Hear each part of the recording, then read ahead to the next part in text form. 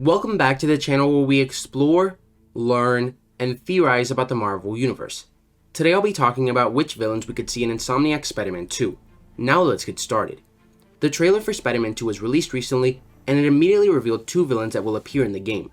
The first and most obvious one was Venom, who's been set up since the first Spider-Man game and was teased again in Spider-Man Miles Morales. It may be me though, but after watching the trailer I got the impression that Venom might be an ally at some point in the story. In the trailer, the second villain asks, "Will one of you finally give me what I desire?" And Venom responds with, "Yes, we will." Not to mention that while Eddie Brock does exist in this universe, as he signed the card that Peter received when he left the Daily Bugle, the current host of the Venom symbiote is none other than Peter's best friend Harry Osborn. And because of this change, and the fact that Venom is the one who answers the question, I have a feeling that Venom might help you fight said villain at some point. Or maybe you'll even be able to control him in certain situations, like you did with Miles and MJ in the first game. I don't think that he'll be a full-on hero or anti-hero the whole game though, and maybe initially he'll try to kill you. Although we never see the game's main villain in the trailer, from the voice alone we can tell that this is Kraven the Hunter. And while this isn't at all confirmed, the game could be adapting to Kraven's Last Hunt storyline, as Kraven says, "Will one of you finally give me what I desire?" Which could imply that his final wish is to kill a Spider-Man. The next villain I think could make an appearance is one that this universe's Spider-Man has already dealt with, and that's Professor Curt Connors, aka the Lizard. During the Halloween party in the first Spider-Man game, we can see people dressed up as Electro, Scorpion, Mysterio, and of course, the Lizard. In the post-credit scene for Spider-Man Miles Morales, we can hear Norman Osborn yelling at Dr. Connors to release Harry, even though the doctor tells him it's unsafe.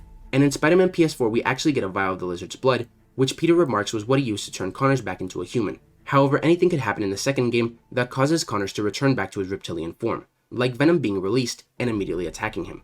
There are also two villains that could return that will be specific to each Spider-Man. In Spider-Man PS4, we were introduced to Yuri Watanabe, the cop and good friend of Spider-Man. But in the Turf Wars and Silver Lining DLC, she went down a dark path. In the comics, Yuri is a vigilante known as Wraith, who uses tech from Spider-Man's Rogues Gallery to fight. And while she didn't kill Hammerhead in Turf Wars, in Silver Lining she did kill a Maggia Enforcer, telling Spider-Man to do what he had to do and that she would do the same. In Spider-Man Miles Morales, the younger wallcrawler hacked into a computer belonging to Wilson Fisk, who threatened Miles' friends and family. So I wouldn't be surprised if they both returned and each Spider-Man had to deal with them individually. Or maybe, even though Yuri wants justice and to do the right thing, even if she is going about it the wrong way, the game or its DLC could force the two to work together for some reason. Some other possibilities are seeing old villains return, like the Rhino in Spider-Man Miles Morales, although since he's already been featured twice, maybe they'll use someone else. And I know that he was stabbed by the Tinkerer in Spider-Man Miles Morales, but it was never confirmed if he died. We could also see Mysterio or Sandman, who just like with the Lizard are villains that Spider-Man's previously defeated.